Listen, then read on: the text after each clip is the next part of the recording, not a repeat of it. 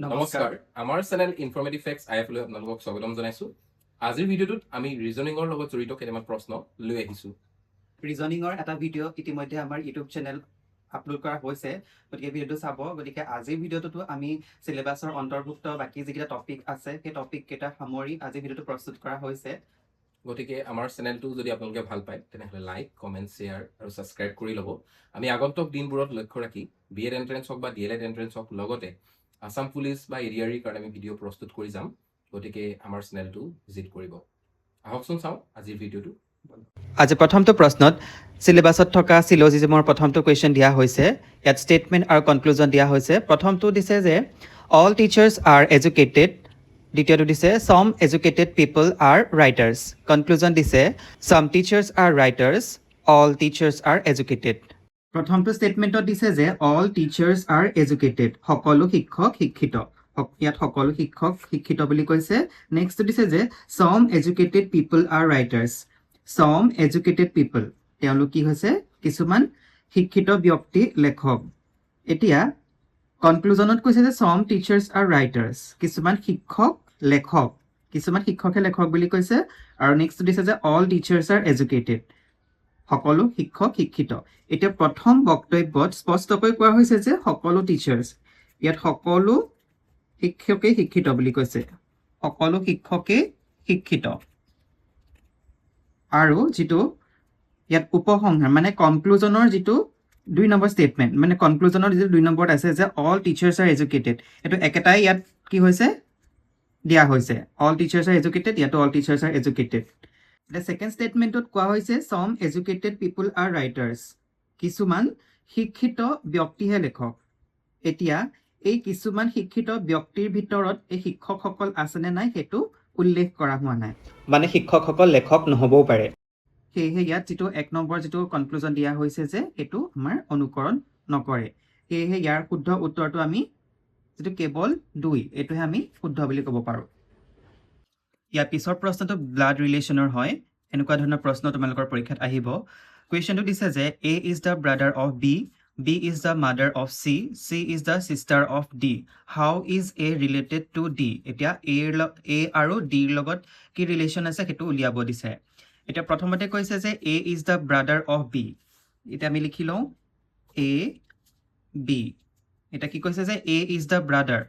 A কি হৈছে B ৰ ব্ৰাদাৰ বুলি কৈছে এজন এওঁৰ ব্ৰাদাৰ মানে হৈছে ভাই গতিকে আমি এজন মেইল বুলি গম পালোঁ হ'ল এতিয়া নেক্সট দিছে যে B is the mother of C এতিয়া বি কি হয় এই চিৰ মাদাৰ বুলি কৈছে এই চি যিজন আছে যে তেওঁৰ মাক এইজন মানে মাক হয় এইগৰাকী এওঁৰ মাক হয় হ'ল তাৰপিছত দিছে যে C is the sister of D মানে ডিৰ ছিষ্টাৰ মানে ভনী এজনী ভনী মানে এওঁলোক দুটা কি হ'ব একেজন মাকৰে সন্তান এই বিৰ মানে সন্তান এই দুটা চি আৰু ডি গতিকে এই দুটা কি হ'ব বাই ভনী হ'ব পাৰে বা ভাইটি হ'ব পাৰে হয়নে গতিকে ইয়াৰ দুটা বিৰ দুটা কি আছে সন্তান আছে চি আৰু ডি এতিয়া how is A related to D এতিয়া এৰ লগত ডি কি ৰিলেশ্যন হ'ব যিহেতু এই বিৰ দুটা সন্তান আছে মানে মাকৰ ভায়েকক কি বুলি কোৱা হ'ব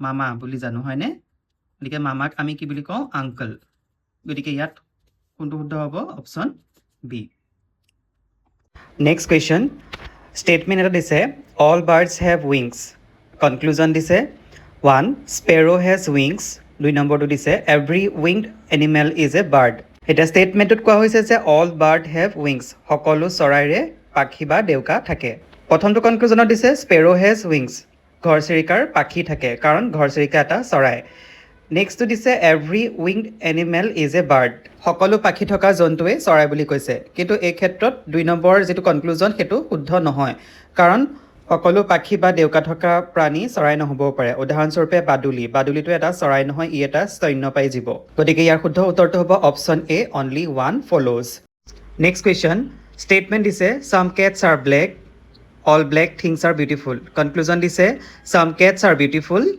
অল কেটছ আৰ বিউটিফুল এতিয়া ইয়াত কোৱা হৈছে যে চাম কেটছ আৰ ব্লেক কিছুমান মেকুৰী ক'লা এটা দ্বিতীয়টো ষ্টেটমেণ্ট দিছে যে all black things are beautiful সকলো ক'লা বস্তু ধুনীয়া গতিকে এই দুটাৰ পৰা আমি ক'ব পাৰিম যে যিহেতু কিছুমান মেকুৰী ক'লা আৰু সকলো ক'লা বস্তু ধুনীয়া, সেয়েহে সেই ক'লা মেকুৰীবোৰ নিশ্চয় কি হ'ব ধুনীয়া, মানে ব্লেক কেটছ আৰ বিউটিফুল বুলি আমি ক'ব পাৰোঁ। ব্লেক কেটছ আৰ বিউটিফুল আমি এইটো ক'ব পাৰোঁ।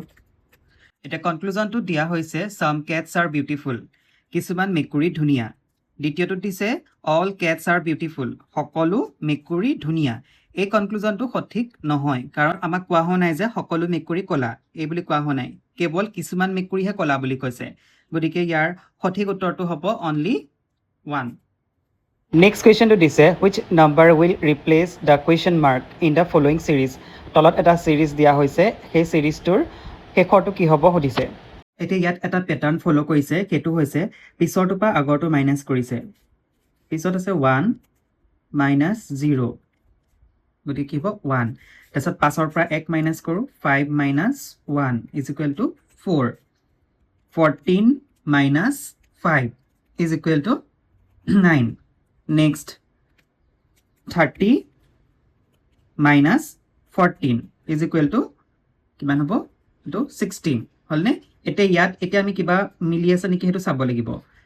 গতিকে আমি এইটো পাম যে 1 স্কোৱাৰ মানে কিমান হয়, 1 স্কোৱাৰ মানে 1।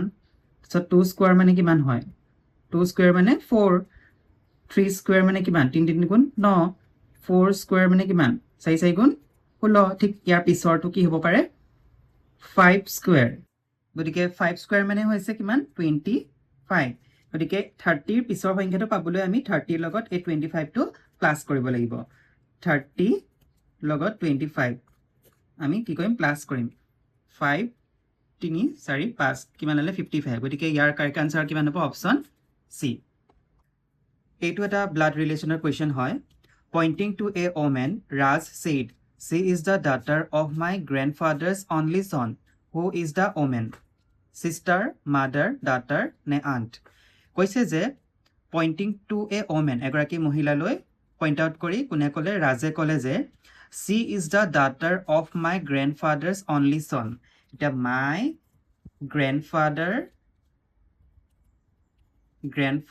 অনলি চন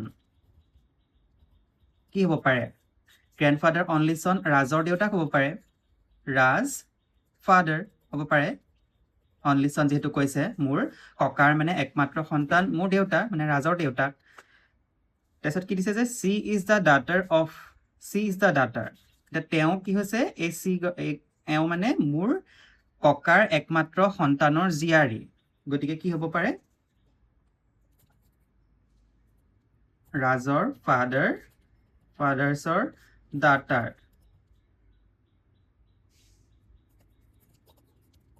কি হ'ব পাৰে, ৰাজৰ চিষ্টাৰ হ'ব পাৰেনে, ৰাজৰ চিষ্টাৰ। গতিকে চিষ্টাৰ ওলালেনে, গতিকে ইয়াৰ শুদ্ধ উত্তৰটো কি হ'ব, অপশ্যন এ চিষ্টাৰ। 5ৰ প্ৰশ্নলৈ আহিছোঁ। Which of the following diagrams indicates the best relation between travellers, train and bus. আমাক প্ৰশ্নটোত সুধিছে ট্ৰেভেলাৰ্ছ, ট্ৰেইন আৰু বাছৰ মাজৰ যিটো সম্বন্ধ বা ভেন ডায়েগ্ৰাম। প্ৰথমতে আমি চাব লাগিব ট্ৰেভেলাৰজনে কিহত যাব পাৰে, ট্ৰেইনতো যাব পাৰে হয়নে নহয়, বাছতো যাব পাৰে। গতিকে ট্ৰেভেলাৰজন বা ট্ৰেভেলাৰ এজন, তুমিয়ে ট্ৰেভেলাৰ, গতিকে তুমি ট্ৰেভেলাৰ হ'লে কি কৰিব পাৰা, তুমি বাছতো যাব পাৰা বা ট্ৰেইনতো যাব পাৰা, দুইটাই তোমাৰ কি হয়, ট্ৰান্সপৰ্ট। গতিকে বাছ আৰু ট্ৰেইন দুইটাই বেলেগ বেলেগ হয়, ইটোৰ পৰা আনটো দুইটাই পৃথক। এইটো ছাপ'জ বাছ, এইটো ছাপ'জ আমাৰ ট্ৰেইন, গতিকে দুইটা বস্তুৱে পৃথক হয়। এতিয়া আমাক সুধিছে সিহঁতৰ মাজৰ যিটো ৰিলেশ্যন এলং উইথ ট্ৰেভেলাৰসকলৰ লগত বাছ আৰু ট্ৰেইনৰ সম্পৰ্কটো কি। এনেকুৱা ক্ষেত্ৰত কি হয়, এজন ট্ৰেভেলাৰে বাছতো যাব পাৰে, আন এজন ট্ৰেভেলাৰে কিহত যাব পাৰে, ট্ৰেইনতো যাব পাৰে। গতিকে ট্ৰেভেলাৰজন মাজৰটো বুলি যদি আমি ধৰোঁ, কিছুমান ট্ৰেভেলাৰ কিহত যাব পাৰে, বাছত যাব পাৰে, কিছুমান কিহত যাব পাৰে, ট্ৰেইনত যাব পাৰে। গতিকে অপশ্যনসমূহৰ ভিতৰত অপশ্যনসমূহ আমাক দিয়া আছে, অপশ্যন এটো দিয়া আছে এনেধৰণে, এইটোতো হ'বই নোৱাৰে। বিটো দিয়া আছে, গোটেইকেইটা ৰিলেশ্যন নাই বুলি দিয়া আছে। কিন্তু চিটো চোৱা, এইটো যদি আমি ট্ৰেভেলাৰ্ছ বুলি ধৰোঁ, এইটো যদি আমি বাছ বুলি ধৰোঁ, এইটো কিছুমান ট্ৰেইন বুলি ধৰোঁ, কাৰণ বাছ আৰু ট্ৰেইন দুটা বেলেগ বস্তু, কিন্তু ট্ৰেভেলাৰজনে বাছতো যাব পাৰে, ট্ৰেইনতো যাব পাৰে। গতিকে ইয়াৰ শুদ্ধ উত্তৰটো হৈছে অপশ্যন চি। 5ৰ প্ৰশ্নলৈ আহিছোঁ। আমাক প্ৰশ্নটো সুধিছে আমাৰ relationship between women, mothers and engineers, এই তিনিটাৰ মাজৰ সম্পৰ্কটো কি বা ভেন ডায়েগ্ৰামটো কি?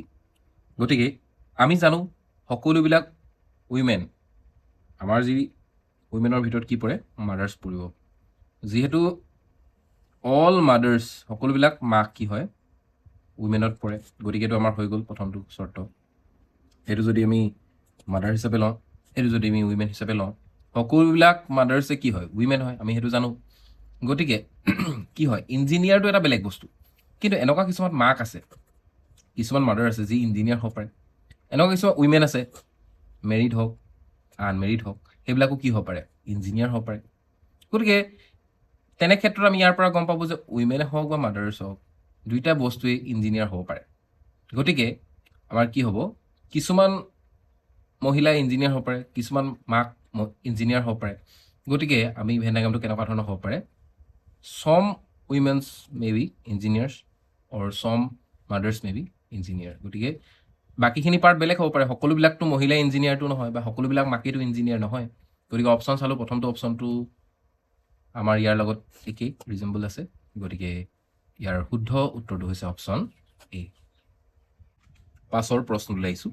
এই প্ৰশ্নটো হৈছে এটা এনালজিৰ কুৱেশ্যন।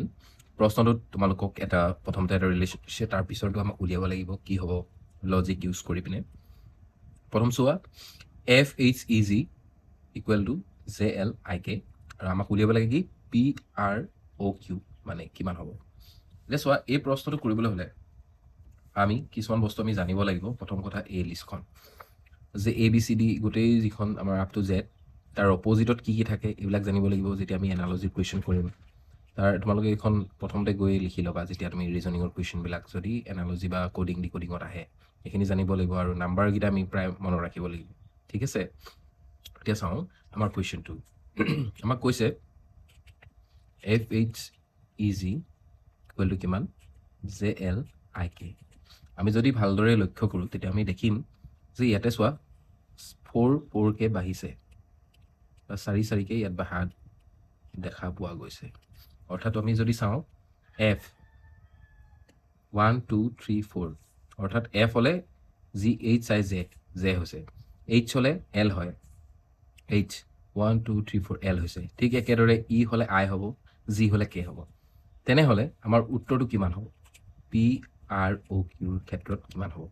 গতিকে Pৰ পৰা যদি আমি 4 বাঢ়ি যাওঁ তেতিয়া হ'ব T, R পৰা যদি 4 বাঢ়ি যায় তেতিয়াহ'লে V, Oৰ পৰা যদি আমি 4 বাঢ়োঁ তেতিয়া হ'ব S, এনেকৈ O 1 2 3 4 S।